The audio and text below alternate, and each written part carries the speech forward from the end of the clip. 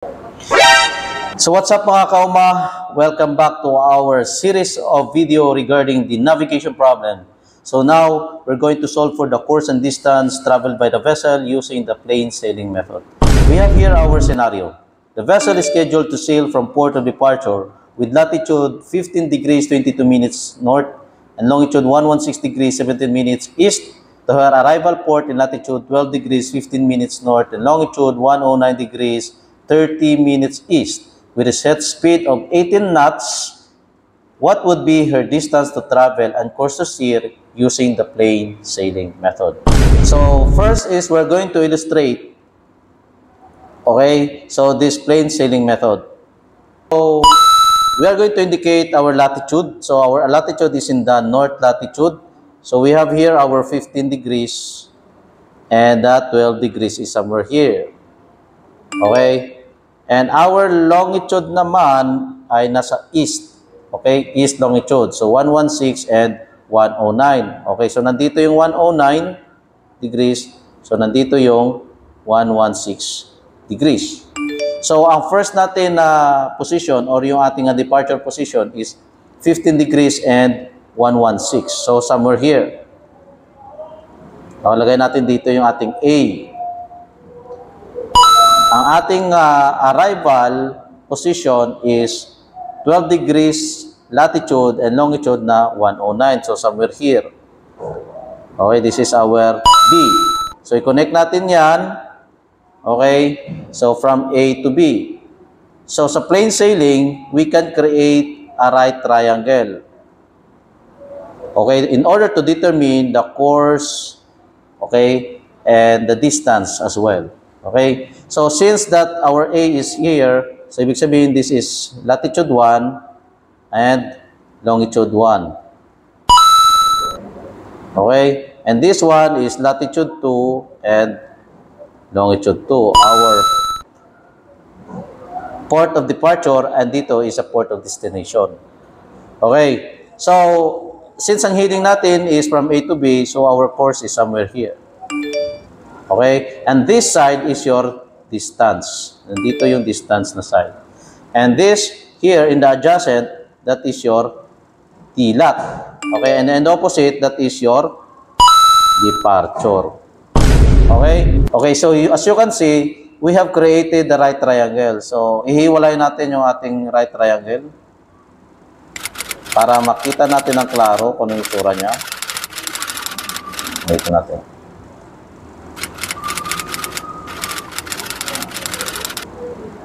Okay, so nandito yung course.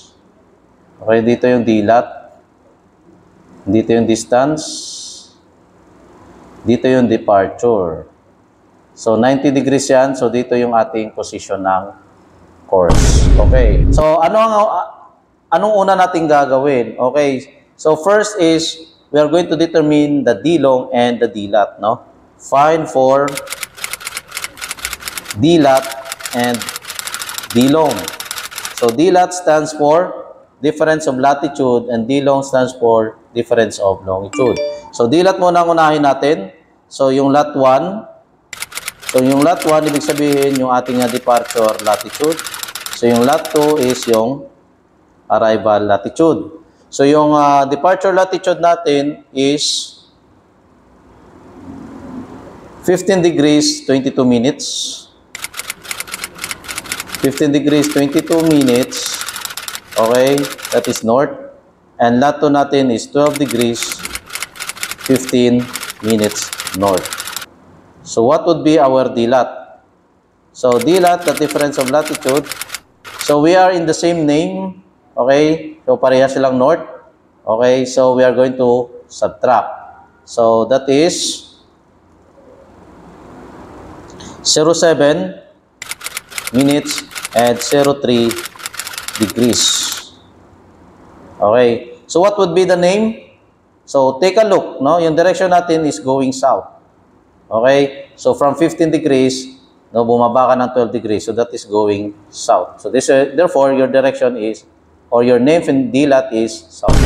So take note guys that the dilat indicates the direction of your voyage. Okay. So we are going to multiply this by 60 minutes in order to get, no, the total minutes. Okay? So we come up with 187 minutes. So 187 minutes is also equivalent to 187 nautical miles. And again, we have our D-long. So let's solve for the D-long. So yung long one natin is longitude departure natin ay 116 degrees, 17 minutes east, and 109 degrees, 30 minutes east. So yung long to natin yan. Okay? So our D-long now therefore is, so subtract also. So 006 degrees, 47 minutes. Okay, so what would be the name? So take a look. Yung direction natin is going westward. Okay? So pakaliwa. So let's put it here, west. Then multiply it also by 60 minutes. So that is 407 minutes. Okay, so that is our D-long. Okay, now, hahanapin din natin yung mean latitude. Okay, bakit may mean latitude tayo? Kasi gagamitin natin yan sa formula natin maya-maya. No? So, our mean latitude, MLAT, no, is equals to lat 1 plus lat 2 over 2. Okay, so ibig sabihin ng mean latitude, that is the average of the latitude, no? So, yung lat 1 natin is 15 degrees, 22 minutes, plus 12 degrees, 15 minutes, no? Kahit hindi nyo na isusulat yung name, okay lang yan. Divided by 2. So, ang sagot natin dyan is 13 degrees, 48.5 minutes. So, that is your MLAT. Okay, so take note of the data. So, anong sunod natin na gagawin? Okay, so since nakuha na natin yung D-lat, difference in latitude, D-long, difference in longitude, and MLAT, okay, the average of the latitude, which we're going to use that in our formula in finding for the course and distance using the plain sailing method. So, let's solve now. So, una nating isosolve muna is yung departure. So, we have first here our formula. So, our formula is for the departure. Okay, so we have the D-long by cosine MLAT. And the course, tangent course, equals to departure over D-lat. And yung distance is equals to D-lat over cosine course. Okay? So this is the formula that we are going to use, no, in the plain sailing method. So first, so what would be the departure? Okay, so we have our formula. Departure is D-long by cosine MLAT. Yan, okay. So, what is our D-long? So, our D-long is yung minutes na yung gagamitin natin, 407 minutes. So, by cosine 13 degrees, 48.5 minutes. Okay? So, our answer for the departure is 395.2 nautical miles. So, this is our departure that we're going to use again mamaya sa pagkuha ng course. Okay? So, kailangan yung i-box yung final answer ninyo. No? So, take note of the process, guys. Para hindi kayo malito, sundan nyo lang itong process natin. No? So, you can input this one in your scientific calculator directly, okay, para makakama kayo ng sagot. So, make sure na natatamang settings ang inyong calculator. So, next natin na isosolve is yung course. Okay, so yung course. So, ating formula ng course is tangent course equals to departure over dilat. Okay. So departure natin is 395.2 over 187 minutes.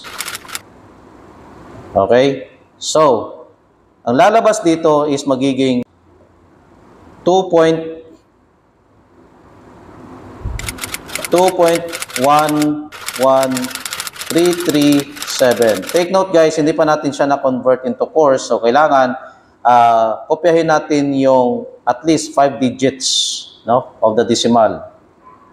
So, i-shift tangent natin yan. So, sa calculator, pindutin nyo lang yung shift tapos tangent. Okay? Then, input mo yung 2.11337 na yan. Okay? So, lalabas dyan is 064 degrees 40.65 minutes. Okay? So, is this the course na hinahanap natin? Hindi pa, no? So, kailangan natin hanapin yung true course, no? So, what is the true course? So, ang true course natin is southwest. Okay, we're going to the southwest. As you can see in our, tingnan natin dito yung ating illustration, no? Yan, no? So, yung direction mo is going southwest.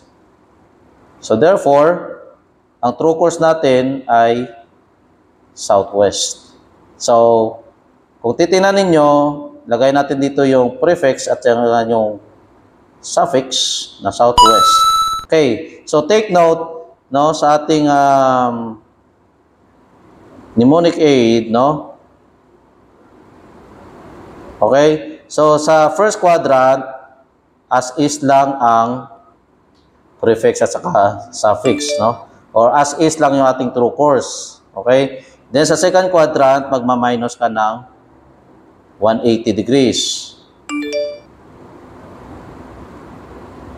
Sa third quadrant, magpa-plus ka ng 180 degrees. Sa third quadrant is minus 360 degrees. Yan. Okay? So since nasa southwest tayo, so ibig sabihin, mag-a-add tayo ng 180. Plus 180 degrees. So therefore, meron tayong 4. Okay? So 4 and 2. Okay? So 244 degrees and bring down the 40.65 minutes. Now, if we're going to convert this in degrees, no? So gawin natin degrees ang 40.65 minutes. So, i-divide lang natin yan into 60. So, makakame up tayo ng 244.7 degrees. So, this is true. So, this is now your course. Ayan. Okay? So, our course now is 244.7 degrees true, which is in the southwest. Diba? Moving tayo sa southwest. Okay? So, tandaan nyo lang itong mnemonic aid natin dito, no, for the determination of your true course. So, nakuha na natin yung course. So, ang next natin na kukunin is yung distance. Okay? So, yung distance. So, we have our formula for the distance, which is dilat cosine course. Okay? So, yung dilat natin is 187 minutes. Okay? Then, divided by cosine 244.7 0.7 degrees. Okay? So therefore, makakamap tayo ng sagot na 437.6 nautical miles. So this is our distance. Okay? So we have already determined, no, our course and distance, no, to be used by our vessel in sailing from the departure to this destination. Okay? So our course to steer is 244.7 degrees true, and the distance to travel is 437.6 nautical miles. Okay, so that is our plain sailing method.